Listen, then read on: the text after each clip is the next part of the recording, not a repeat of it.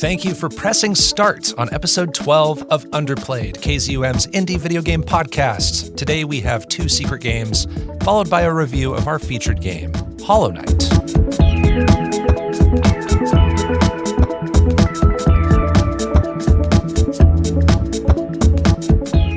Here on Underplayed, we review indie games of all kinds, the games with small budgets, but big hearts, the lesser-known experiences with imaginative ideas.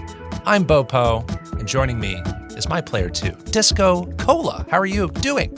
I'm doing great, Bo. I'm trying to brush off all of the webs here, trying to get used to this again. But yeah, I'm so stoked to be back for season 2. I'm stoked too. How are you doing, Bopo? I'm doing just fine. My eternally sleeping dreamer. Very excited to be back here on Underplayed with you for season 2. If you're just jumping on to the podcast, I think this is a great jumping on point. But we would also encourage you to go back to season 1, check out some of our episodes back then. And if you're familiar with season 1, you'll notice we had 10 standard episodes where we reviewed secret games and featured games, which culminated in our look back episode. Episode 11 was all about reminiscing, talking about what we had played up to that point, feeling good about where we were before going into season 2. And if you want to catch up on details about our featured games for this planned season of season 2, you can check out episode 11. I want to make a quick fix. I think it's noted in the episode now, but in episode 11, we did talk about Chicory, A Colorful Tale, and we ended up not vetting that one as a potential featured game, and we've actually reversed that decision in the time since. And DiscoCola, that was actually you. You messaged me and you're like, actually, let's do that. Let's put that in the list. I don't remember what put me over the edge, but I saw a little bit more coverage of it than I expected to soon after that recording. So I was like, you know what? You know, Wander Song's good. Yeah. Let's look at it. Let the kids play is what you said. Yeah. And I'm very excited about that. So someday, hopefully, it will be a featured game, not for season 2, but down the road. I want to do some quick reintroductions. We did this way back on episode 1. We talked about just briefly what our handles we go by on this show are about, kind of what our preferred genres are, so a little bit about our gaming habits maybe. So did you want to start with maybe what DiscoCola means and some of your favorite kinds of games? DiscoCola comes mostly from a love of cola and music, just trying to find a genre that sounds good next to the word cola or soda or something like that. So that's essentially where DiscoCola comes from. Similar letters to my real name too, so that's has good synergy there. Some of my favorite genres are action platformers. I'm a big fan of Mega Man games. I play pretty much all the Mega Mans, so Mega Man-like. I also have found a love for Metroidvanias in recent years, and very fitting for tonight's episode, I would say, kicking off season 2 with Hollow Knight. One of the games that I do enjoy. So very nice. My handle that I go by, Bopo, is a play on my actual name, and some of my preferred genres are platformers, action adventure titles, action RPGs. I think that's what I said in the first episode of season 1, but I'm kind of a gaming generalist. I kind of like to try all kinds of things. I'm that way with films and music to some degree as well, but especially films. So a lot of that carries over into my gaming habits. I also want to ask you what's new and what have you been playing between seasons? Because we took a little bit of time off between recording season 1 and season 2. So what have you been up to in your gaming habits? Yeah, I had a lot of plans, I'll tell you that. I managed to play Metroid Dread, and that was pretty good. I think didn't live up to the hype that I had for it initially. But this is an indie video game podcast, so I won't get too much into it. I would say that one of the things that really let me down is there were issues with feedback, I would say, in terms of especially boss fights, where I expected some sort of feedback that I didn't really get. So that was something that let me down a little bit. Overall, one of the better 2D Metroid games. Recommend it. Did a lot of, well, not a lot actually. I did some Season 1 trophy cleanup. Yeah, so these are games that we featured mostly that you wanted to go back and get the platinum in, right? On PlayStation. Yep. Had a lot of plans to do more of that, but my secret game was quite long, and that is the reason that we have a longer break between seasons, but ate up most of that time, unfortunately. I did finish Night in the Woods last night, finally, so... You got the plat? I got the plat Awesome last job. night. I'm all done with that. Awesome job. Very nicely done. That one takes a couple playthroughs. It does. And requires you to make very specific decisions, and there's lots of missable stuff. Yep. So I wanted to get that one done. I feel like I can get Manifold Garden this week and maybe even the Mummy Demastered. I just have one trophy left in that. Yeah.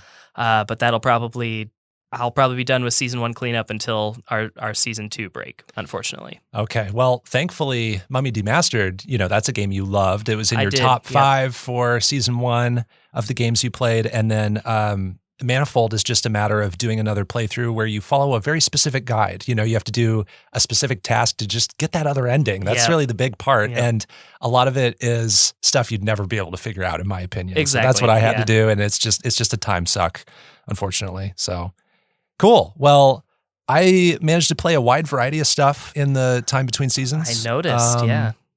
What did I do? I cleaned up Outer Wilds. I got the platinum in that. Didn't do the DLC yet. Jealous. I did on PlayStation get to my 100th platinum, which I was really proud of. Yeah, what was it? It ended up being Bloodborne. Right. So I was approaching number 100 on my platinums for a long time, and then we started doing Underplayed, and then I had to be really conscious about how many games I platinumed before getting to 100, because I wanted 100 to be something special. Made it Bloodborne because I think that's a very special game, and I actually think it reminds me a lot of our featured game today, Hollow Knight. Okay. And I don't know if I'll get a ton into those comparisons because Hollow Knight's kind of a beast of its own, right? But played a lot of kind of open world games that I otherwise wouldn't have had time for while in the middle of a season of Underplayed. So don't have to delve too much into those. But looking forward to someday checking out Metroid Dread. That sounds like a great game to put on the playlist, right? So yeah, I want to get to that one eventually. I've played plenty of Metroid games in my time and want to stay up to date with that series. But I also played my season 1 Jealous game.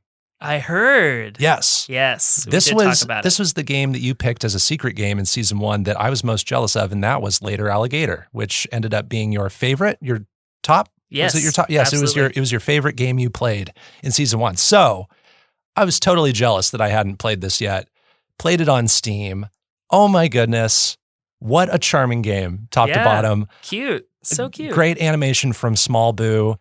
No other game has animation like this, Right. or very few do. And so many ways to design alligators. Who knew? I know. It's like you have these very talented artists and you just tell them, design as many different looking alligators that all look like they could be part of the same family tree, but that each have their own personalities and quirks and visual styles, and just go wild with it. Just see what kind of variety you can come up with. So, and it's just funny. It's got a lot of variety in its mini games, as you already discussed in your review from way back early in season 1. It is a great game. I recommend it wholeheartedly to anybody who wants a really nice, fun, funny, calming experience. Yeah, I think that's about it. About what I've played. I also want to just give some shout outs to a couple people. We recorded season 1 sort of before we had some of the details in place, some of the pieces in place to push out season 1. So we recorded all these episodes, and then only after that did we start getting art from Onimochi and music from Jack Rodenberg. So I want to thank them for their contributions. Very, very, very happy with how those things turned out. Yeah. And it's just stuff that you and I would not be able to do on our own. Yeah, so, absolutely not. Yeah. So yeah, always grateful to the both of them for supporting us, continuing to support us as the episodes come out. So yeah, thank you so much, Jack. Thank you so much, Oni. Yeah, love it. Also, some other pieces fell into place. We're on various social media channels and just online in different places. We're on Twitter. You can follow this podcast at Underplayed Pod. We're on Facebook. If you go to facebook.com/underplayed podcast. We're also on Twitch, which you've been really taking the lead with, DiscoCola, with scheduling the episodes and premiering things. That's at twitch.tv/underplayed podcast, if I'm not mistaken. Correct. And then if you're someone who likes to listen to podcasts on YouTube, you can do it there. YouTube, search Underplayed Podcast. And then we're also on podcast services like Spotify and Apple Podcasts, which are some of the most common services that people like to use. So if you're on those services, go ahead and rate us 5 stars and give us a follow. We would really appreciate it, and it would help us to be discovered. And then you wanted to maybe touch on scheduling our schedule of recordings versus the schedule of our releases. Yeah, we're doing a little bit of math. We're trying to drop all the Lego blocks in place in a correct and sufficient way. So it's looking like we might release season 2, episode 1, maybe about a month and a half after we finish season 1 finale. So we're hoping to stick to that. I have a child coming up. I'm expecting my second child, and that may throw off some of our plans. So for now, that's what we're planning on. We're also unfortunately expecting some of our recording dates to catch up to our episode releases sooner than we expected, but we're going to do our best to maintain a weekly release format. Yeah, mostly aiming for that consistency. So plans might change on our end. We'll try to be as organized as possible with that. I think that about handles all of what we wanted to cover up top. Let's move on to our secret games. The secret games, that you're playing. The secret games,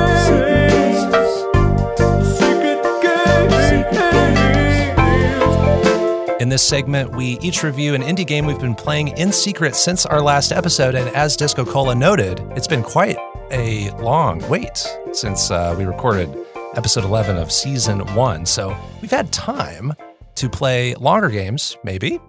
We don't discuss our picks in advance. We keep them as a surprise for this very moment. We can choose any indie game under the sun as long as we haven't reviewed it on the podcast before. I'm going to start with you, DiscoCola. Let the mystery be no more. Reveal your secret game for episode 12, which is also episode 1 of season 2 of Underplayed.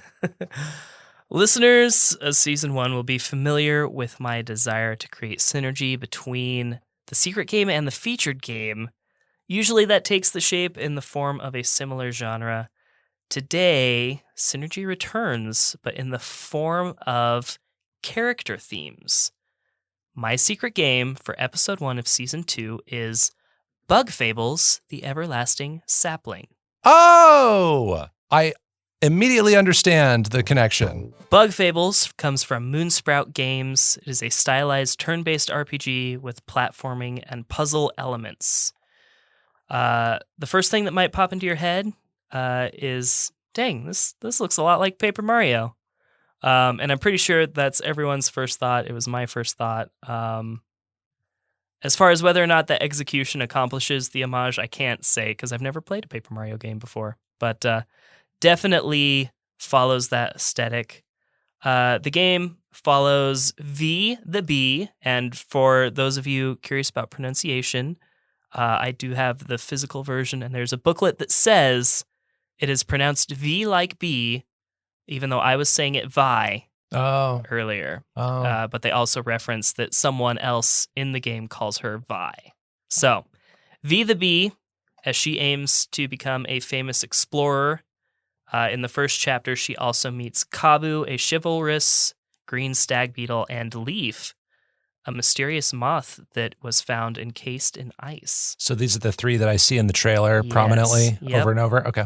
After barely surviving their chance encounter in the dangerous Snakemouth Den, they are all recovered in the Ant Kingdom, where all adventurers work in different teams in service to the Ant Queen. The objective of the different adventurers is to locate the artifacts hidden throughout the nation of Bulgaria, and these artifacts are said to be the key to finding the everlasting sapling, a legendary object that is said to grant eternal youth to anyone that eats it. As you venture throughout Bulgaria, you learn more about the geopolitical relations between the Ant Kingdom and all of the other kingdoms in Bulgaria. And you also learn more about the pasts of your 3 team members, which is each shrouded in mystery at the start. As mentioned at the top, the game features turn-based combat with various creatures of Bulgaria. The bestiary ranges from a variety of seedlings to weevils to mushrooms, all the way to strange mutated creatures. But mostly centers around bugs and various carnivorous plants. Each enemy type has a different set of moves and behaviors that you have to strategize around. You're able to equip different buffs that are permanent called medals. Each has a cost that add to your total maximum medal points. And beyond that, you have access to different healing items, and then both standard and special moves, each of which are capable of being leveled up through gaining experience. You can also learn overworld moves, and most of those translate into special moves that you can use in combat, but their main purpose is to help you traverse different puzzles in Bulgaria. But beyond that, it's all pretty much what you would expect from a story-driven, turn-based RPG. You start a new chapter, travel to a new zone with new enemies. Each zone culminates in a big boss, and then story progression afterward. Which is all fine and good, but unfortunately, what this game confirms to me is that I don't enjoy turn-based RPGs. With the exception of stuff like Digimon, which I'm already super invested in and love anyway, most of the time I just found myself really dreading turning this game on. Oh. Ugh, yeah. I was really excited for it when Limited Run dropped the physical, and that is how I played it, and it's a fascination rooted in the art style, which I still do love a lot. I kind of thought it would be my cute little bug skin introduction to Paper Mario. But unfortunately, instead, I'm left glad that I can't afford secondhand Paper Mario prices anyway. I don't think I'm going to venture too far into more games like this. Ouch. Yeah, if you're optimizing trophy runs too, you're already playing the game in hard mode, which unfortunately is quite the trial. Strategizing is still really important in hard mode, as it should be, but a lot of your success really comes down to the healing items you have on hand and some RNG. Most of the times I found myself failing, it was because I didn't have better healing items, and I would try to, instead of leaving the dungeon to try and stock up on items, I would try the battle again, most of the time in the same way, and eventually find myself at success. So there's where that RNG comes into play. But every single boss became like a cost-benefit analysis of whether or not it was worth it to leave, restock on all the items I lost traveling the dungeon to get to the boss. So yeah, I had to think about that every time I kept failing at bosses. And there's not a good number of ways to grind for berries, which is the currency for Sure. Bulgaria at the beginning of the game. One of the ways you can grind for berries, though, is a little mini game called Spy Cards, which is the highlight of Bug Fables, in my opinion. So the way Spy Cards works is it's like a dueling card game within the game. And you gain more cards by spying on all of the different enemy encounters. And then you have access to that enemy as a card for this dueling card game. That sounds kind of unique. And it's so fun. I would play just Spy Cards. I love that game. Spy Cards rules and made some of the battles that I was dreading encountering a little bit more rewarding. Just a little bit. Unfortunately, the time it takes to finish a card game and the amount of berries you get from it didn't really warrant doing that over the other berry grinding method, which is a version of Whack-A-Mole. Those games were much shorter, yielded mostly the same result. So you do eventually gain access to a more fiscally rewarding set of card battles at the end of the game, or if you can manage to grind for a massive sum of berries, you can access that a little bit early. But unfortunately, it came down to a lot of grinding for money so that I could buy items, so that I could travel through the dungeon and fight a boss and then leave and get more items and avoid battles. Yeah. It sounds like a lot of your problems aren't just unique to you. It sounds like there's a lot of repetition going on. So at a certain point, it might not matter whether or not you love turn-based RPGs. There's this repetitious factor that's a detractor for probably a lot of people. Yeah, a little bit. And, you know, maybe if I'm not playing in hard mode, it's a little bit more enjoyable. But this is a very long game, and I can't afford to play it in normal mode and then in hard mode later to get all so many. So all the trophies. How many hours would you say you'd need to get the full experience, or maybe to get the platinum, or how far are you invested right now? I am not at the platinum yet. There's a lot of you can collect a lot of things. You can collect recipes. You can collect all the different enemy encounters and a couple other things. I haven't done all that. I beat the game in hard mode, so I have the hardest part out of the way, the part I dread. The collecting stuff sounds fun, but my in-game clock is already at like 31 hours. Oh, wow. And that obviously doesn't count like resets or quits either. Sure. So it might be like 40 hours for the platinum, maybe more? Yeah, I think so. Okay. The story is perfectly sufficient. You also have access to a lot of optional quests that add depth to not only your main characters, but the characters around you. Secondary characters have a surprising amount of growth throughout the story. But I'm not sure I can look past how much I don't enjoy turn-based combat anymore. Sure. So I'm at a loss, Bo. I don't really know how to score this fairly. I don't. On one hand, the game successfully accomplishes what it set out to do to the satisfaction of many players, and that's to make a Paper Mario style game. And Paper Mario fans that have played Bug Fables love Bug Fables. Interesting. Bug Fables is beloved by a lot of people. The question is, do you love Bug Fables? That's what your score should represent, right? So maybe, I don't know. I think about season 1 when we talked about Super One More Jump, which is a game you still enjoyed, but you also specifically stated that you're grading it within the confines of what it set out to do and what it is. Yeah, but I was still kind of looking at that game.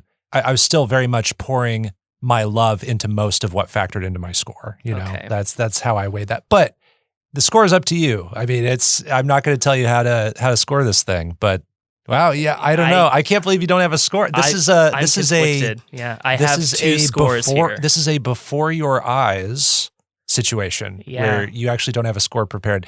What are your 2 scores you have written down? Do you want me to score it for you? Now, I know you're also afraid of scoring games pretty low, like below a 6. I don't think you've scored anything below a 6, right? So, okay. I'll go with the score based on how much I enjoyed the game, and that score is a 6. Okay. I'll follow that up with saying, if you love Paper Mario style games, people that love Paper Mario love this game, and I love spy cards. I will play spy cards many times more. I totally get the love of a game within a game that just grabs you. I was that way with Gwent in The Witcher 3. I got a little burned out on how long that game was, but then I could always just go to Gwent and play that, and I could play a whole game about just Gwent. I remember saying that to myself playing that one. You mentioned learning more about your team members throughout this experience. I like that in RPGs where they slowly open up to you more. Are you having side conversations with them where it's one-on-one, and are you doing any like specific quests for those? Yeah, for those absolutely. Friends? And some of those I haven't finished yet, but like I did the set of quests to resolve a broken relationship with V and her sister, and that's rewarding. Like that character growth is rewarding. The path there is dreadful, and for me, I just don't enjoy that kind of gameplay as it turns out, and I didn't know. I hadn't confirmed that with myself, I think, until Bug Fables. I'd already started falling out of love with games like Pokemon and other turn-based games. So What this game did confirm for me is that I just am not cut out for most turn-based combat games.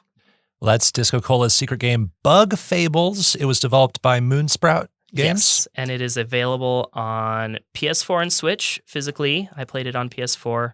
Also available digitally on Xbox One, PC, and something called Amazon Luna. Oh, yes, that's their streaming platform that I don't know a whole lot about, and I don't think a lot of people know a whole lot about, but it is time for my secret game. My secret game is Golf Story. You played Golf Story. I have heard of this. I figured you had. I think I've talked about Golf Story with you under a different context before, but this game was released in 2017. It is a golf RPG, right? So we both picked RPGs. How crazy is that? It was developed by Sidebar Games exclusively for the Nintendo Switch. This is a Nintendo Switch true exclusive. And I'm not talking about it's a game you can play on PC and Switch. This is only on Switch. Okay. I'm going to read the game synopsis from the Nintendo eShop. Golf Story combines the sheer excitement of golf with a serious story that plays out over 8 different courses. Play the story of a golfer who is forced to give up all that he holds dear for one last shot at accomplishing his dreams.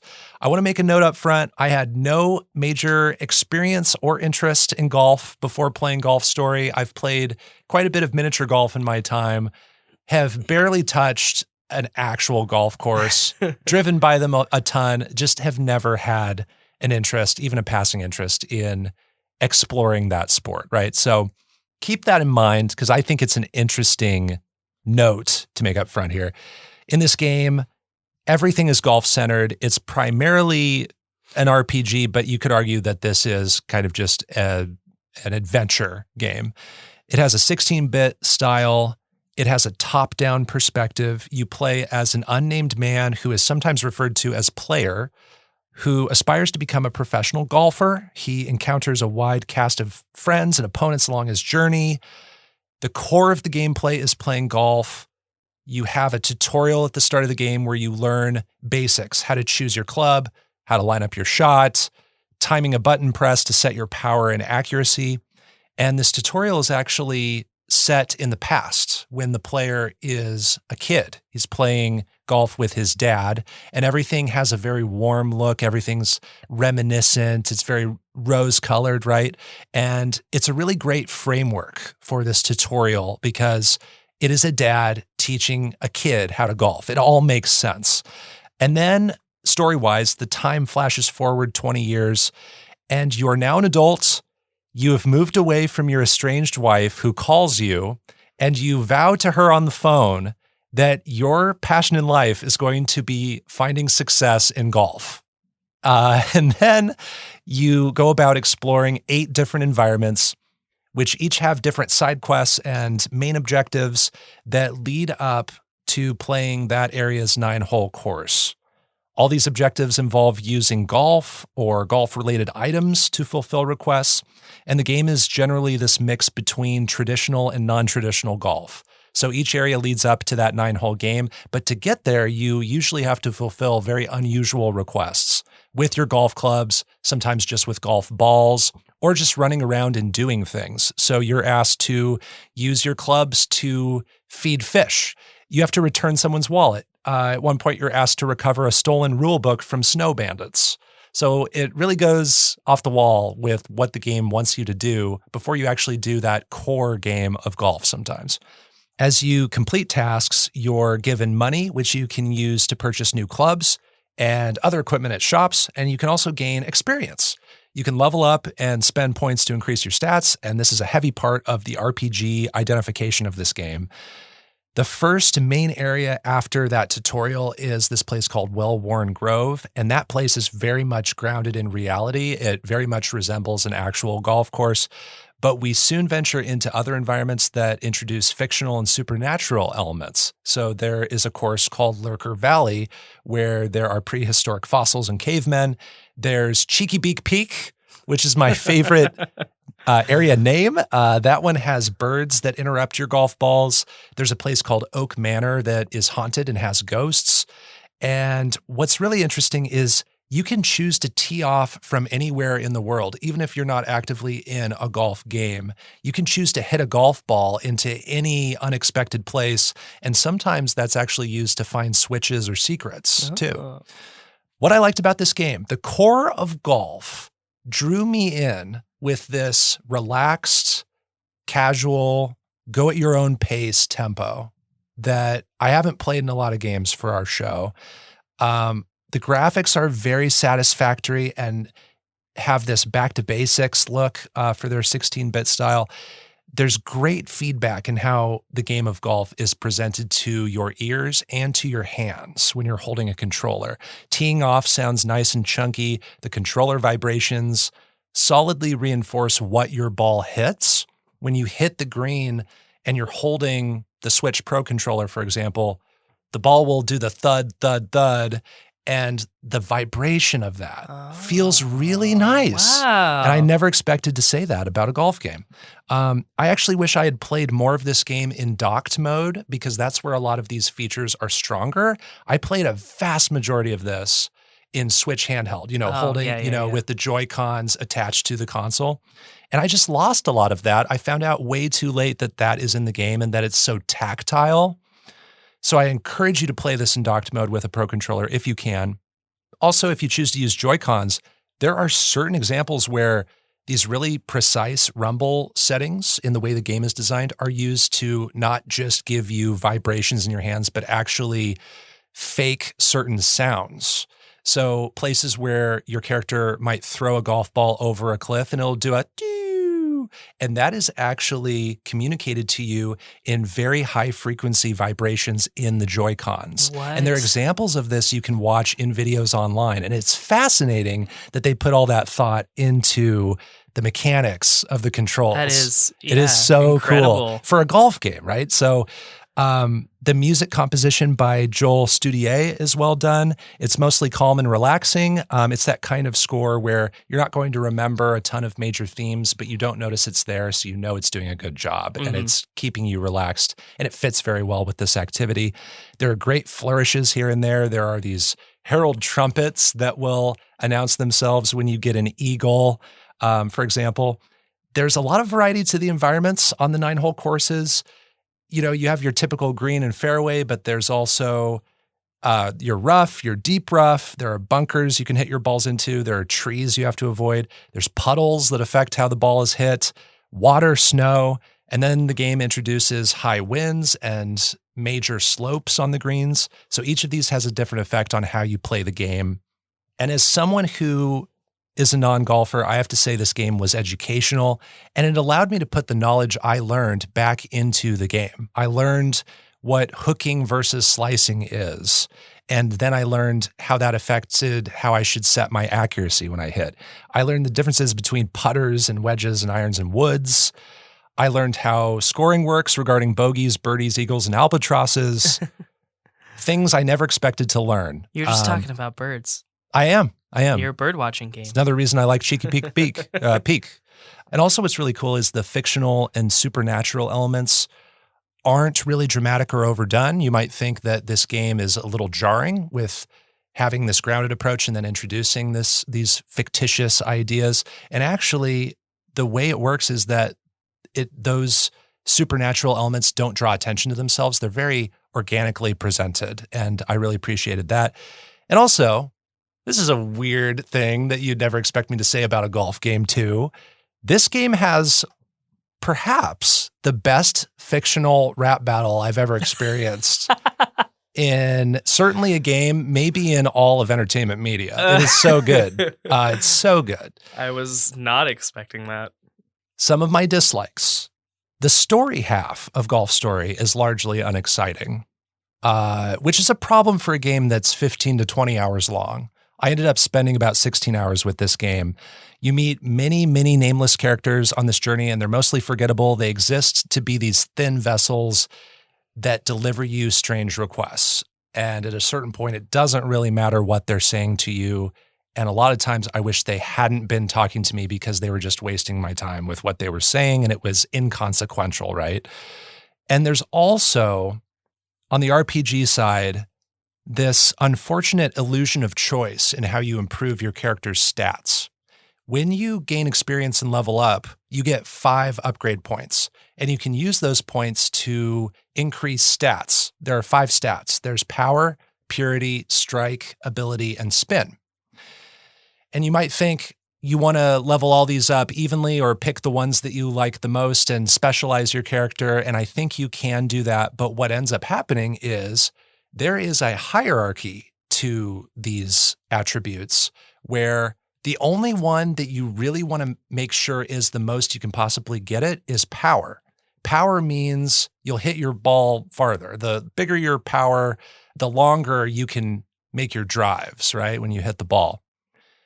The other 4 are secondary in a way where you don't actually want to increase those as much as possible because those stats you mostly need to keep in a middle area and keep them in check. Mm-hmm. And as you increase power, it has an effect of throwing the other 4 out of balance, and then you spend points to put them back into balance. Oh. So what ends up happening is you're really only increasing power and then doing upkeep on the other 4 abilities to make sure that they're not too high or too low.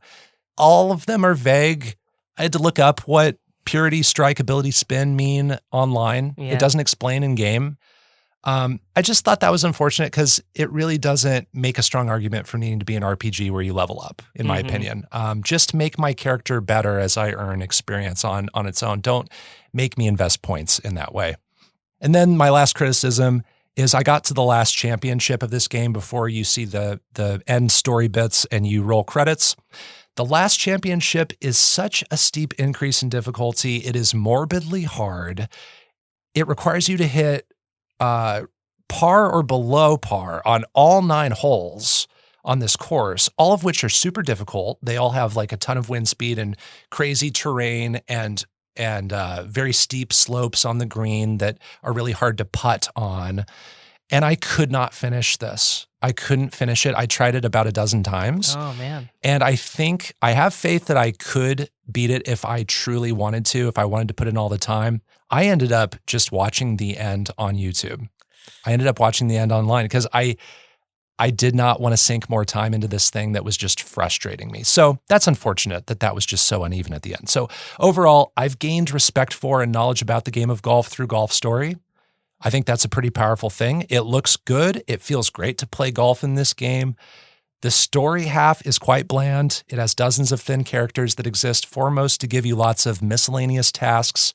I'm not sure the game earns its RPG classification. It's more of a sports adventure. That's how I would pitch this to somebody. Your typical sports event. Yeah. I'm going to rate this a 6.5 out of 10. Okay. I had overall a good time. I think scores between 6 and 10 are generally good scores. Scores between 1 and 5 are generally probably bad scores. So I rate this, kind of on that lower end of good for me. There will be a sequel called Sports Story as well. It's very highly anticipated for fans of Golf Story. I think it's going to incorporate 3 or 4 or maybe even more different sports into its gameplay and design. So I'm looking forward to that. I might check that out. It might even be, if you're willing someday, a good candidate for a featured game. And we will talk about that. Yeah. Immediately, when you sent me the trailer, it was immediately not even sort of what I was expecting. Because you're already doing these like task elements, like looking in boxes and digging for things and throwing golf balls at a crab. Yes. Yeah, there's a whole beach level where you do interesting things with beach balls and running around the beach and those crabs walking around. Yeah.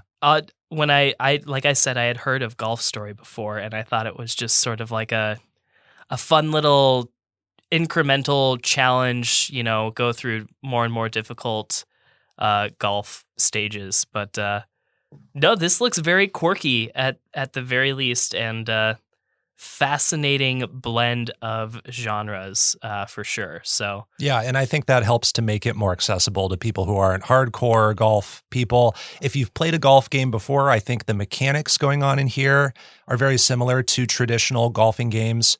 hitting that button and timing it to set your accuracy and your power, I think that's a pretty universal mechanic. But then it's the other things that it introduces, the art, the nice calming music, some of the control nuances, right, that I think set it apart, and certainly some of its settings and some of its quirky things going on. Yeah, there's definitely a lot more variety here, just in general, than I was expecting. Like, one of the parts of the trailer I was thinking of, what's that Kirby game where you're trying to shoot the Kirby's into the hole on the Super Nintendo?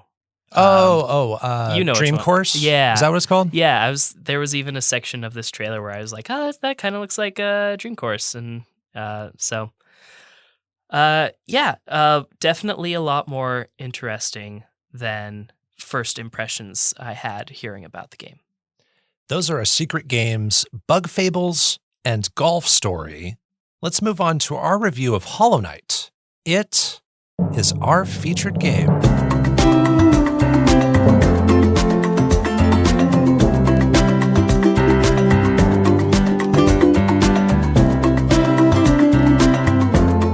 So Hollow Knight was released in 2017 originally. It is a Metroidvania action-adventure developed by Team Cherry. At the time, I believe this was only a handful of people, maybe only 3 or 4 people who developed Hollow Knight, and then it was later ported to some home consoles that weren't there at release. I'm going to read the game synopsis from the Steam storefront. Forge your own path in Hollow Knight, an epic action-adventure through a vast ruined kingdom of insects and heroes. Explore twisting caverns, battle-tainted creatures, and befriend bizarre bugs, all in a classic hand-drawn 2D style. So in this game, you control a knight who has this mysterious background, who arrives at Dirtmouth, a town that sits atop Hallownest, which is this massive bug kingdom made up of 15 different interconnected environments. Hallownest is in ruins after being plagued by an infection, which causes a lot of the bugs to become violent. The knight eventually learns that 3 eternal dreamers were used by the last king of Hallownest in an attempt to seal the infection, but the seal is flawed now, and the knight must find and kill the dreamers. Along the way, there's this fighter called Hornet who shows up to protect the Hallownest ruins and challenge the knight. This is a 2D hand-drawn style going on in this game with some gentle character designs, but don't be mistaken, it's very brooding, it is violent, it is twisted, and very dark. The knight explores all parts of the kingdom, encountering all kinds of enemies and bosses.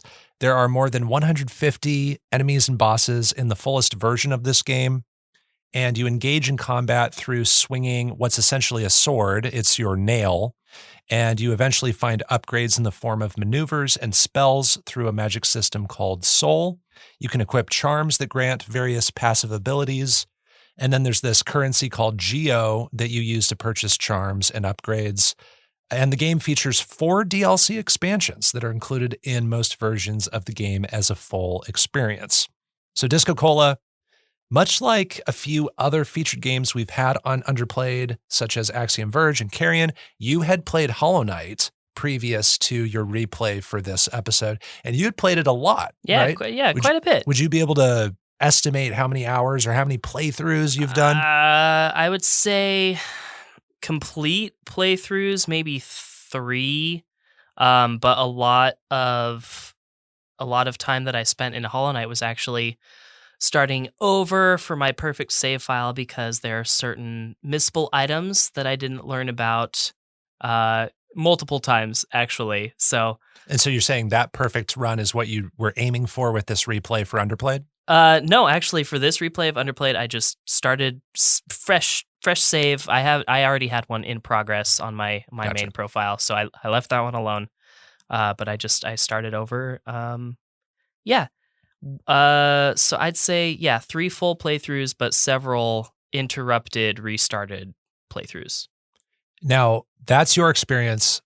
I'm the complete opposite. I came into this completely fresh. So this game has actually been on my pile of shame for several years. I'd hear people talk about this game and speak about it with such high regard, and I'd always be jealous.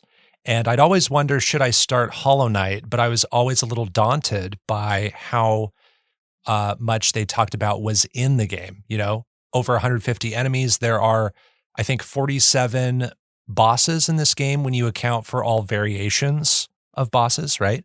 Which all have their own patterns and locations defined. And there's so many items, so many characters and quests to run into. This game is massive. It can take up to 30 hours or more just to finish the main objective, and multiple times that, I would argue, to complete everything in the game. So I'm going to want to talk about optional content. I want to touch on boss fights and anecdotes and the sheer amount of exploration offered, but DiscoCola, start us off. What are your overall feelings on Hollow Knight?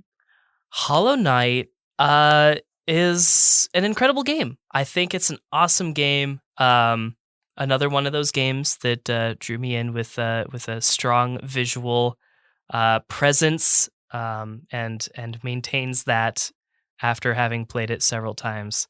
This was actually a gift that was forced upon me by one of our mutual friends, because of a passing love for just bugs in general that I have.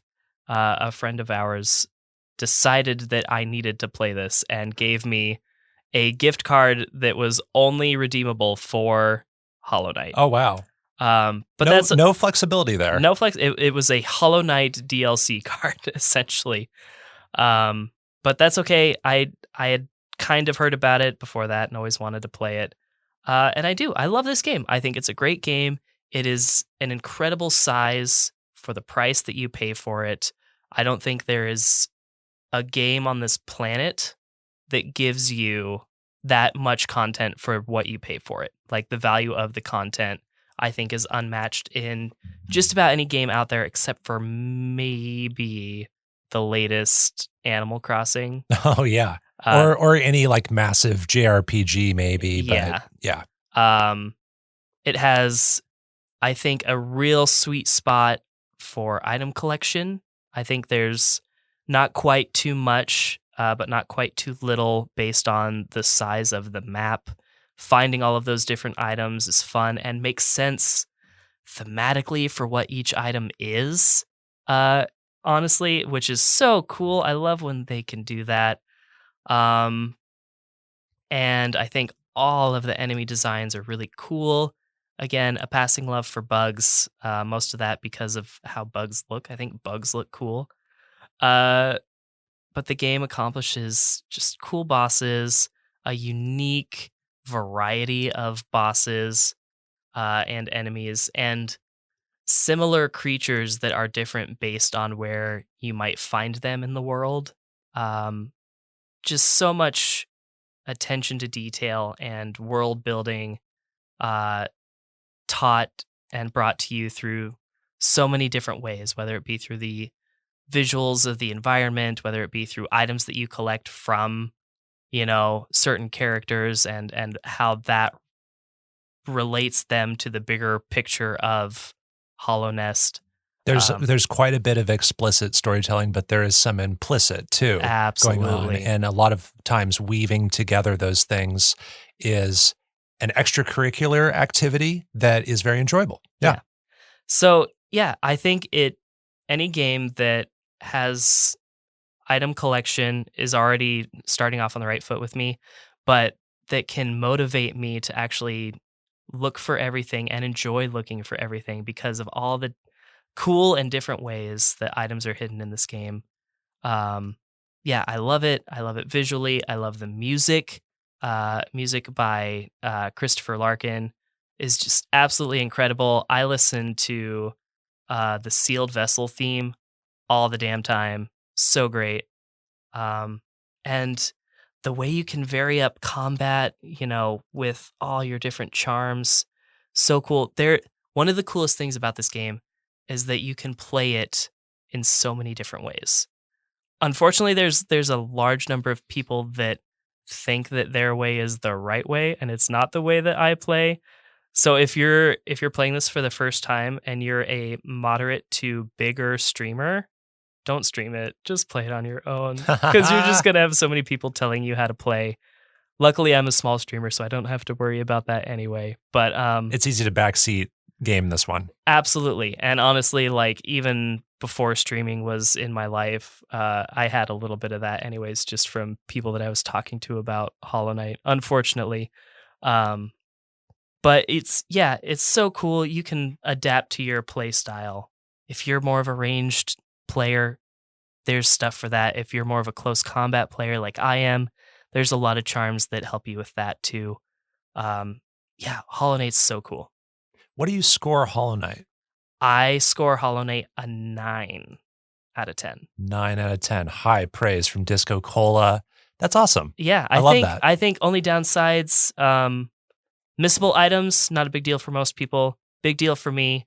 I've lost like 20 hours save files just because I missed one item that I couldn't get, anymore.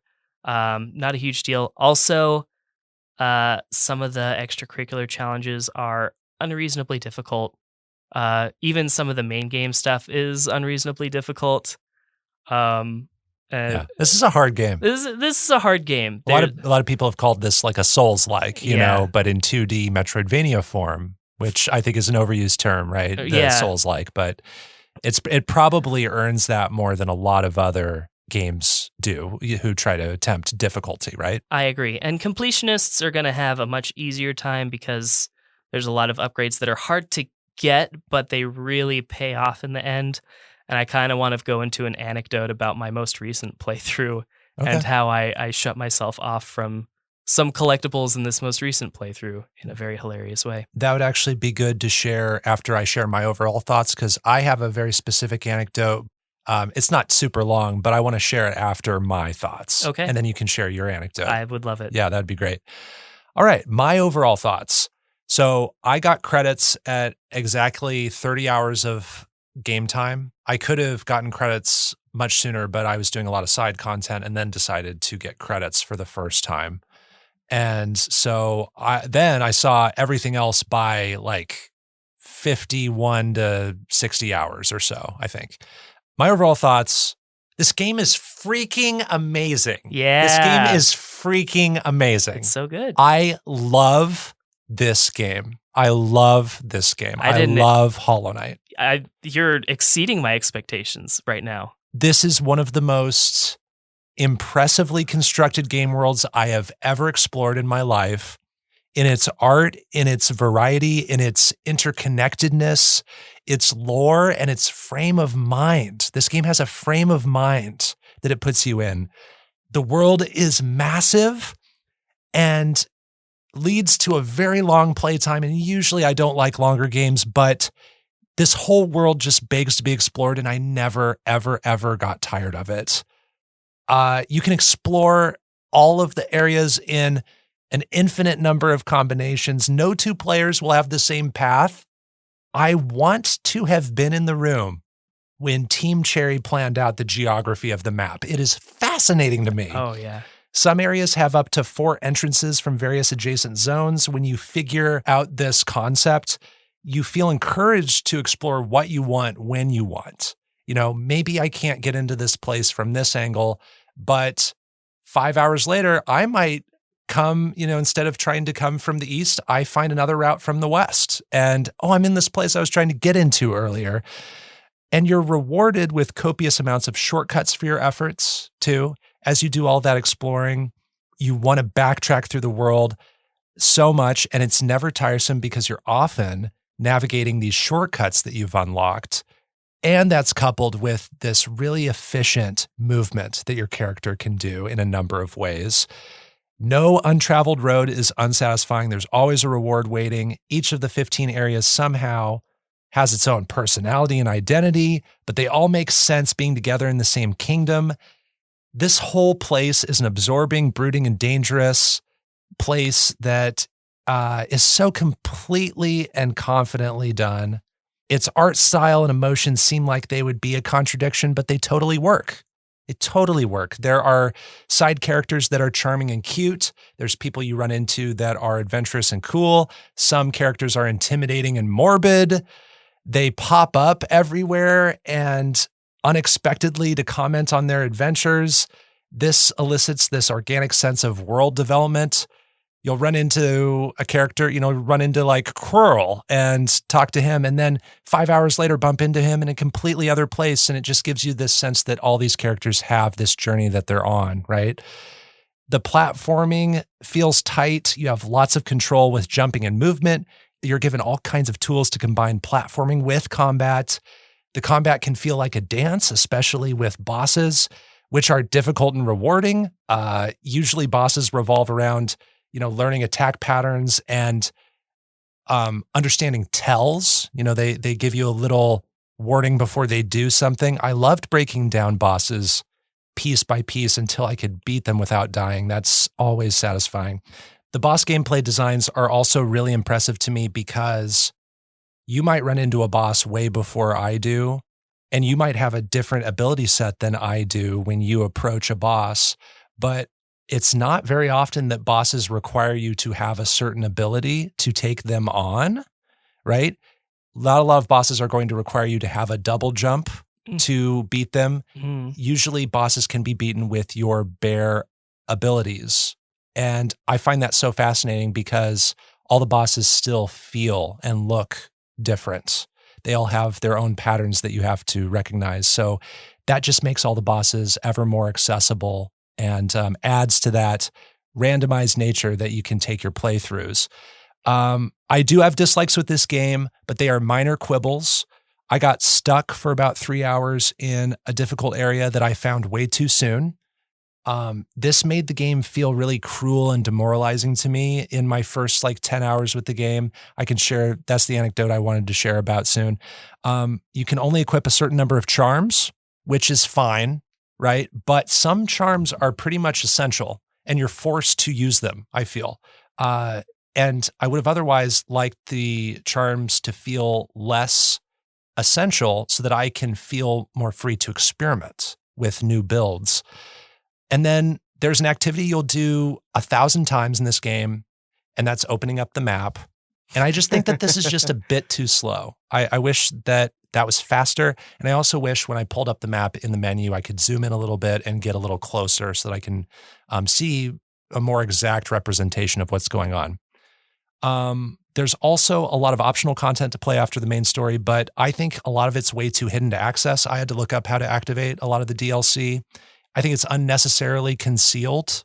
They put a lot of work into this. Let me know what it is and where it is. And also, I just don't know necessarily where to go after I roll credits the first time. I don't even know what's available to me. I don't know what I don't know. I don't know what I'm missing. I felt like there was a little bit too much of a mystery there. And I don't know when I'm done with all the extras, basically. So despite all these endgame frustrations and feeling a little bit full with the game, I still had this hunger to play and explore and collect more, which is rare for a game of this size. So overall, I think the 3 pillars of gameplay in this game are outstanding. There's exploration that's rewarding, platforming is tight, combat is fun. There's a massive amount of content. Hardly any of it at all is weak, in my opinion. My dislikes are very minor nits. I am preaching to the choir for Metroidvania fans. But if one person like me is out there who doesn't seek out Metroidvanias, plays Hollow Knight because of this review, that would make me exceedingly happy. I score this game a 10. Wow. I'm giving Hollow Knight a 10 out of 10. Wow. Yeah, my first 10 Your on Underplayed. first 10. Oh my God. I knew it, before I think I even beat the game. I was just taken with this. It's all I thought about when I wasn't playing it. That's a mark of a game I love. That's incredible, my dude. Yeah. So I'm so happy I played this for Underplayed. Honestly, hearing you talk about it and thinking about some of the scores that I gave in season 1, immediately I want to change my score. And I'm asking to an 11. No. I'm honestly asking your permission to bump it up half a grade. 9.5? Yeah. Yeah, I think that's fine. I did that with Bug Snacks. You kind of talked me into bumping up Bug Snacks, I think, from a 7.5 to an 8. And sometimes even just listening to ourselves, we realize, you know what? No, it's changing. I think that's fine. I think whatever the score is here, it's going to get locked in after we're done recording, right? Yeah, So yeah. that's kind of what we carve into the living rock. Because I'm thinking about it Underplayed, now, and like I remember the first time I played it, I had a hard time putting it down. I also, when I think about the scores that I gave during season 1, I like it just a little bit more than my 9.5s from season 1. So definitely, I think deserves to be at 9.5. Right. I also, just to give you a testament to how much I love this, I keep a personal top 100 favorite games list on the GG app, and I update it from time to time when I play something great.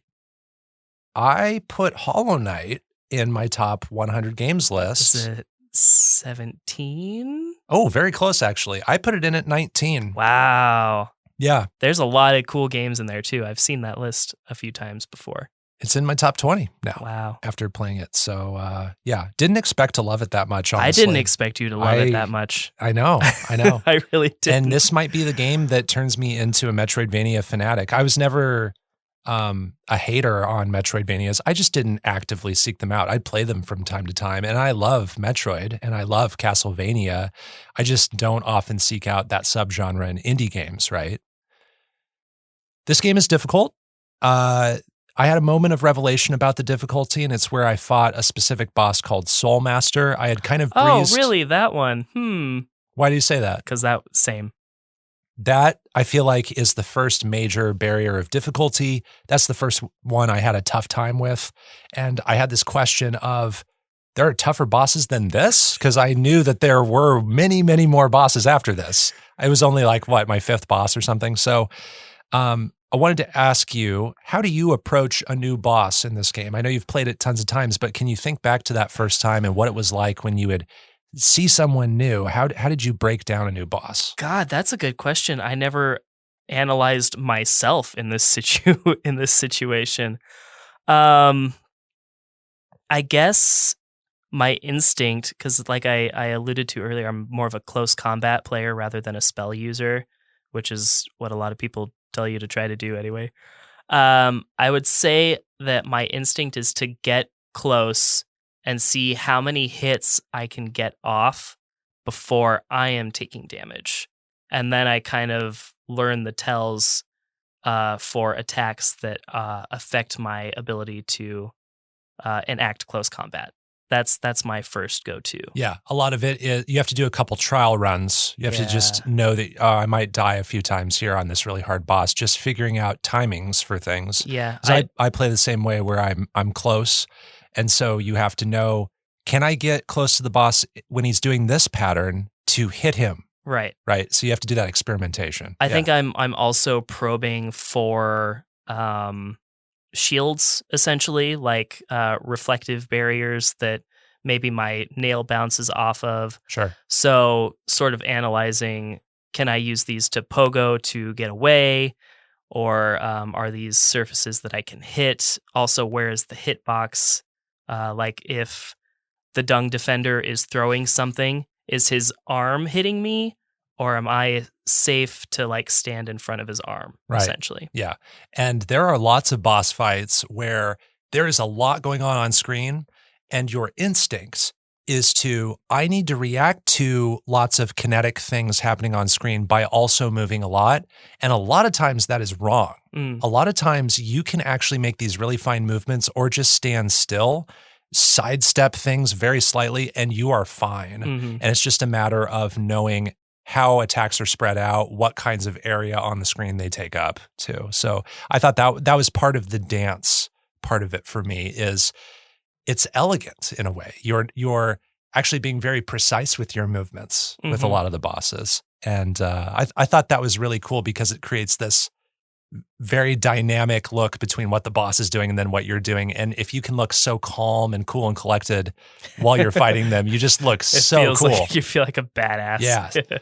Yeah. You had an anecdote you wanted to share about. I think this would be a good time. Yeah. One of the things, and I've done it once before, but one of the things I did to sort of just like do something a little bit fresh or a little bit unique in this playthrough is I tried to collect all of the grubs before collecting any of the rewards. And so grubs are just like little worms that are trapped in jars. They're essentially a collectible. and you can go back and visit the Grub Father, and for each grub you rescue, he'll give you a reward. I think there's a total of 34 or so in all of Hollow Nest. So what I did was I tried to collect all 34, which means you have to have access to the full map before you go and collect any of these rewards. And some of them are significantly helpful. There are 46 grubs. Yeah. Oh, there's 46. Yes. Good Lord. Yeah. So one of the reasons I like to do that is because I played this on PS4, and he gives you a lot of geo, and each geo has its own animation and is its own model in the world. And it really starts to slow down your PS4 as you start piling all the geo on the screen. It's a lot to render on screen. Yeah. It's all overlapping. Yeah. Too. Yeah. And I made what I considered a mistake at the time. I stood in the middle of the room, so I actually accidentally caught some of the geo before all of the rewards were done being dispensed. So I was like, I'll just reset and I'll do it again. I lost access to a pale ore. Very important. Oh, very important, because there's a limited number of those. Yep, and you need every single one of them to upgrade your nail to the fullest potential. And a couple of charms. There were a couple of charms I lost access to because it auto-saved pretty much right away when I entered the room. But it doesn't auto-save that you didn't collect those items, and he doesn't throw those back out if you revisit. Yeah, so it saves that he basically gave you all 46 rewards at once. But you only collected just a small up. Fraction of all that. Yep. That is horrible. That is absolutely horrible. There's nothing you can do to fix that except start over. So I was fighting the Radiance without a fully upgraded nail, which was miserable. That last upgrade can make a huge difference, actually. So thankfully, that is a very specific case that won't happen to 99.99% of players. So it is interesting, though. I'm glad you shared that because I bet no other review on planet Earth probably talks about that. Don't at me, bro. I want to share my anecdote about getting stuck for 3 hours. This was in Deep Nest. Oh, shocker. Deep Nest? Now, I feel like the entrance to Deep Nest in, I think, Fungal Wastes is really unfair because I think that's where you can just fall through the floor and just fall down this shaft. And that's what happened to me. And not only did it happen super early in the game, I was pretty much a vanilla, basic explorer, right? I didn't have much. I did not have the lantern. I didn't have double jump. You didn't even have the lantern? No, because I hadn't saved up enough geo to buy that yet. Oh my God. It was super early. This is first 5 hours of the game, 6 hours of the game. So I also had either the old nail or the sharpened nail. So I either had the level 1 or level 2 nail. I had to go back and forth in this place. It's pretty big. I died several times. I had to find the tram pass, which is hidden at a really far corner that's really scary on one side of it, and then figure out what that even is and where I use it, and then take it to the tram on the far opposite side. It was tons of demoralization and getting lost and frustrated and wanting to put the game down. And actually, I contemplated restarting the game from scratch. Ooh, because I was so frustrated. I personally probably would have. I actually thought I broke the game. I thought I stumbled across some kind of a glitch, but they designed the game very smartly in that you can go, if you go anywhere seemingly too early, there is a way out. It's just that was so cruel. Yeah. But, it was in the first 10 hours. I got through it. And then later, when I revisited Deep Nest, I had no fears about that place. I knew that place inside and out, except for the places where I needed a lantern. But I felt you were hardened by trauma, my friend. I was trial by darkness, and that place is scary. I mean, that place sucks. That place has spiders and cobwebs and just really pits that open up into spikes over the place. Just demented enemy and boss designs. I appreciated rewards for going in various directions. I got the Mantis Claw, which is the wall jump, way before I hit any places that required the Mantis Claw. That was super satisfying, knowing that I have this tool that I'll probably need later, but I haven't been frustrated by the lack of having it, right? Did you have any specific rewarding pickups in your playthroughs or things you like to collect early that just make you feel comfortable? Yeah, actually I do. And I learned it a couple playthroughs ago. I do this sequence break to get to the second fight with Hornet early, because normally you would need the double jump. When you get the double jump, you have unlocked the infected crossroads. And so I'm trying to avoid that part of the game for as long as I can because I want to do the white flower challenges. Oh, yeah. Um, Yeah. so there's a sequence break that I do to get the brand of the king or whatever it is you get after that fight. Sure. And so I'm always really proud when I can pull off that sequence break and fight Hornet 2 a little bit early and maybe get, whatever the brand leads you to. I don't remember at this point, but just doing that and keeping the crossroads from being infected for as long as possible. I did like how that place changes. And it's, I think, the only example of a place that majorly changes where enemy designs change, environment designs change. Paths will actually close off to you, forcing you to take different routes to get to certain places. It was frustrating at first when you realized, I can't use the same entrance that I used to use. But I did like the idea and how it fits into the lore and that it was just confined to that place where there's the temple that you go into to fight the final bosses, right? So it made sense from a lore perspective, but I thought it was a good balance of just doing it in one of the 15 areas. Had it done that for the entire game, I think that would have been a little much for me. Can you imagine infected Deep Nest? Oh, no. Thank you, no my way. friend. No amount of preparation can help you there. Did you have favorite areas or environmental art styles or, maybe you like a certain place because of its music? I absolutely love places because of their music. Green Path was a favorite for a long time. Very peaceful music, very beautiful. One of the more beautiful tracks by Christopher Larkin. Weirdly, in this last playthrough, I really enjoyed being in Kingdom's Edge, which is a very dull and desolate place. But something about it was just like fun to be around for some reason. Something about maybe the decaying, body of whatever it is falling from the sky, reminding me of snow or whatever. It's hard to say, but I really enjoyed being in Kingdom's Edge this time. Interesting. I love Green Path. Green Path is beautiful, features a lot of cute little plant bugs, which is a combination of two of my favorite things. Do not like Soul Sanctum. I hate being there every time. Not my favorite. Understandable. Some of my favorites are Fungal Wastes, mostly because of the music, actually. But I also really like just the look of the spores and the mushrooms there, and the color palette is really cool. I never minded walking through there again. Just hearing that boom, boom, boom, boom, boom, boom is just, I love that place.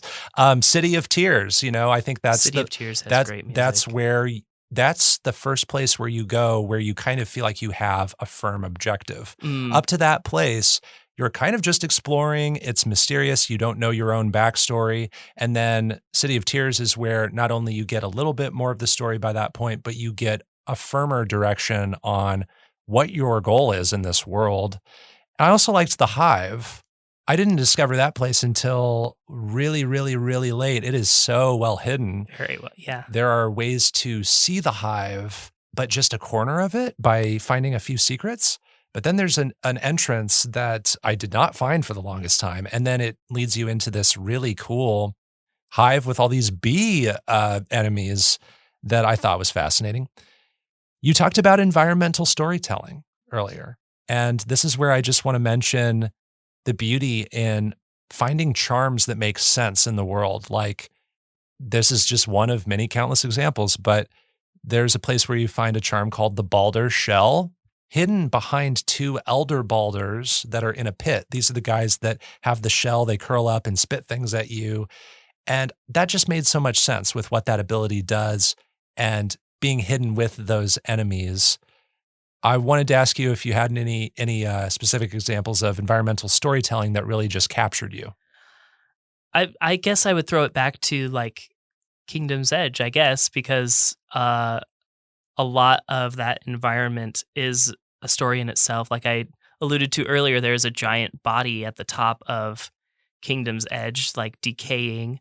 So I would state that as an example. There's also Resting Grounds. Resting Grounds is a little bit like that, just sort of this forgotten corner of Hollow Nest where things go to die, I guess, or Yeah. be forgotten. One place that it is a place that you have to run into if you want to finish this game, but just when you get the mission of finding the dreamers, seeing that screen pop up, it says this, I'm going to quote the game, "To protect the vessel, the dreamers lay sleeping. Monomon the teacher, in her archive, surrounded by fog and mist. Lurian the watcher, in his spire, looking over the city. Hera the beast, in her den, amidst the deep darkness beyond the kingdom. Through their devotion, Hollow Nest lasts eternal." Just, I have goosebumps every time I read that. A lot of people are quick to point out that a lot of the ways the environments are laid out make a ton of sense when you really examine things. The Blue Lake sitting atop the City of Tears and how it's Yeah. always raining there, and that's because it's sitting under a lake. Lots of really cool touches like that. The game has also these specialty areas. I would call them specialty areas for certain kinds of gameplay. So you explore, you platform, you combat. Those are kind of the three pillars of gameplay here. And you can do very specific kinds of gameplay in certain areas. There's the Coliseum of Fools and the God Home for combat, right? There's the White Palace where you can do super precise platforming. That was a pleasant surprise to me. I liked that. I know it's frustrating Whoa. as heck. I know it's really frustrating. I actually got really frustrated with it, but when I overcame that place, I felt this great sense of accomplishment. It reminded me of some of the toughest parts of Celeste in there. So that was a welcome surprise to me. I have a certain play style I use. There's certain charms I like to use, and that informs how I approach the gameplay. There are, I alluded to this earlier, there are certain charms that I feel like I always have to have on me. There's the Wayward Compass, which shows where you are on the map. Yeah. That should just be part of the game. I shouldn't have to equip a charm for that. I hadn't thought about that, but I always have to have it on too. I have such a terrible sense of direction. Yeah, same with me. I also usually have Soul Catcher on me if I want to gain extra soul, because I like, firing my, my magic at enemies to get a few extra hits off. I usually have Sprint Master on for extra speed. I like having that. I feel like that's an essential one, at least to me. I usually have Steady Body for stability and then Mark of Pride for range for my nail. Did you have any charms that you feel like are musts? Yeah, I always, for traveling at least, I always have Wayward Compass and Gathering Swarm because, obviously I'm collecting all the items. I want to be as unwasteful as possible with Geo, just because I'm going to need a bunch of it, especially getting unbreakable versions of the fragile charms. Oh yeah, those take a lot of Geo. Tons of Geo. I did some farming in the City of Tears, I think, with the charm that earns you extra Geo. I was using that charm to help me earn more Geo towards buying the non-fragile versions of the other ones, right? Yeah. From, who is it? Divine. Yeah. Yeah, Divine. Yep. I do Quick Slash, and Long Nail. I would do Mark of Pride if I had more charm slots. Thorns of Agony is one that I use pretty often just because I am not always good at dodging. So that allows me to get off a little bit of extra damage when I take damage. Stalwart Shell to increase iframes. And also Steady Body, just because I'm a close combat person, so I do a lot of pogoing and slashing. And then this game has amazing, fantastic side characters and quest NPCs. They don't give you a ton of story, but I just love how organically they show up from time to time, how they all have their nice little quirks that are communicated very simply. I love Bretta, who you can save and bring back to town. And she actually reminded me a lot of Dusa from Hades. Absolutely. Because she has this really bashful way about her where she'll get all flushed in the face when she sees you because she has a crush on you. Did you have some favorite characters? I have others listed here, but I wanted to see what yours are. I think many people's favorites is Cornifer. Unforgettable, cute little Cornifer doing his best, being actually way more helpful than he thinks he is by providing us with maps. I also like Brett, I like just Elderbug. Yeah. He's just waiting. He's doing his duty. He's waiting for wayward travelers. He's not worried about himself. He's worried about everyone else. I love that. And I love, and this maybe is a spoiler, I love that you can gift him a flower. Hmm. One I of, didn't do that myself, one of actually, the delicate but flowers. I read you could do that. Yeah. I think the hunter is an interesting addition. I don't really care about him too much personally, but I love that he's there and gives you a motivation to enjoy combat. Yeah. He gives you the hunter's journal. Yeah. Right. Yeah. That's who I'm thinking of. Uh-huh. Yeah. Very unlike all the other characters. Absolutely. Yeah. Yeah. I love the Nail Brothers. They're cool. I like the failed champion, honestly. The false knight and failed champion. I don't know. I feel a lot of sympathy for him. He's one of the early people you can fight. Yeah. Like he was, I think, my second boss. So yeah, I don't like Zote. I think you're supposed to hate Zote so much that you love him. It didn't come around for me. I just don't like him. I think Zote is adorably brash. Yeah. I think he's super cocky and he doesn't know how actually bad he is. And I think that's funny. I end up laughing at him. Right. Yeah. And Dung Defender. Who doesn't love Dung Defender? I love Dung Defender. I think he's great. I also love Cornifer. The humming is something you learn to listen out for. I also love Divine, actually. I like Divine quite a bit. The I love how she talks, and the way she gives you the charms back is gross. It. Yep. Gotta love that. Favorite. Mr. Mushroom is off-puttingly strange, but also cute in a way. When you first encounter him, you do not know what's going to happen with that guy. Yeah. And actually adds a very interesting post-credit scene, too, if you do his stuff. There's also this character called Cloth, who has the bag over her head. Ooh, I do love Cloth. Cloth is really cool because she has this arc of trying to prove her bravery. And if you do the right things, she will help you fight this boss called the Traitor Lord. It's a super unexpected and cool moment when that happens. That was one of my favorite moments in the game. Yeah. I agree, but also one of my save file resets that I had to do is related to Cloth. So. Because you didn't do the right thing? I wasn't looking for that specific outcome. I had seen it once and I loved it, but I was looking for the opposite outcome. Gotcha. Yeah, and it adds to the replayability is just encountering these characters and doing different actions with them. And sometimes they encourage you to do something that you don't want to do, and you can just choose not to do that, and they'll end up in a different place. Mm-hmm. And they'll have a little dialogue moment that you can interact with, which is fun. Finally, I know we've been going for a long time on this. Favorite bosses. 47 total bosses. There are lots to choose from here. Some of my favorites are Dung Defender, mostly because of that character and what he says. I actually, this might be strange. It's in Deep Nest. I actually like Nosk. Nosk is, I think, really fun, kind of small room battle, smaller, physically designed character that I liked learning the patterns of, and one where you have to kind of depend on audio and listen for what it says or doesn't say. And then I also just love the Mantis Lords, where that kind of turns into a rhythm game, and you can play a really advanced version of Mantis Lords where you're fighting all three at once, and there's a rhythm there that's just unlike anything else. Mm-hmm. I agree with you. Mantis Lords are really cool, not only in design, but in their attack pattern. I think the Broken Vessel looks cool. Kind of hate fighting him. Looks awesome. I like fighting the most basic Broken Vessel. Yeah. I'll say that.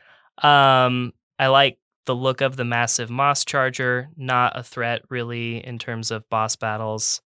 Hate fighting the Traitor Lord. I grew to love fighting Soulmaster, the basic form of Soulmaster anyway.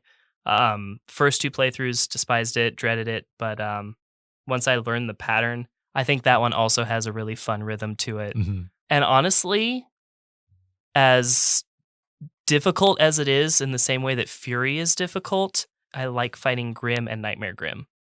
I think it's a very well designed boss battle that doesn't always necessarily demand that you have naturally quick reflexes like some of the other really, really difficult bosses that I still personally haven't beaten. But I have beaten Nightmare Grim, which a lot of people say is the hardest. I don't I think personally. it's one of the hardest. It is one of the hardest. I don't think it is the hardest. I don't agree that it is the hardest.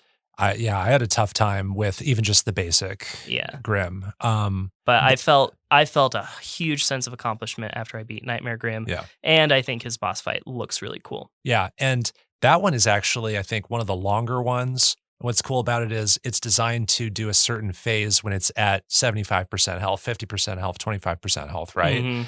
Where he balloons up and shoots bullets at you. Yeah. I think that's a little fair, where you're giving me information to tell me how far along I am in this thing. A lot of the bosses do that, but I appreciated that about Grim. All right. Any other thoughts? I had a thought. We've done bug snacks for this show. We've done bug fables. We've done Hollow Knight.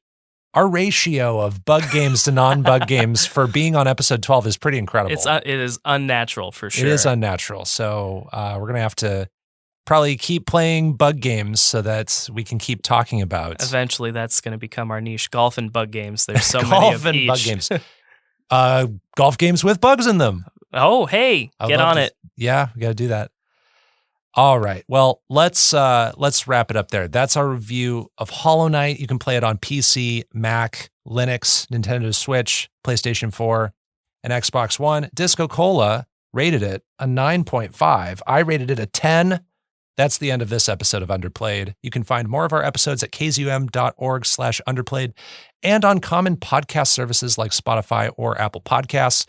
Our music was composed by Jack Rodenberg. Our art comes from Onimochi. Underplayed is on Twitter at underplayedpod, and you can find me on Twitter at Bopo, that's BO_PO, and check out that same handle on the GG app where you can see my game lists and what I'm currently playing. And I'm at DiscoCola, also on Twitter, and you can find me playing all of our secret games and featured games on Twitch. Next time, we will have 2 more secret games, and our featured review will cover What Remains of Edith Finch, an adventure game developed by Giant Sparrow. Until then, everyone, keep on playing.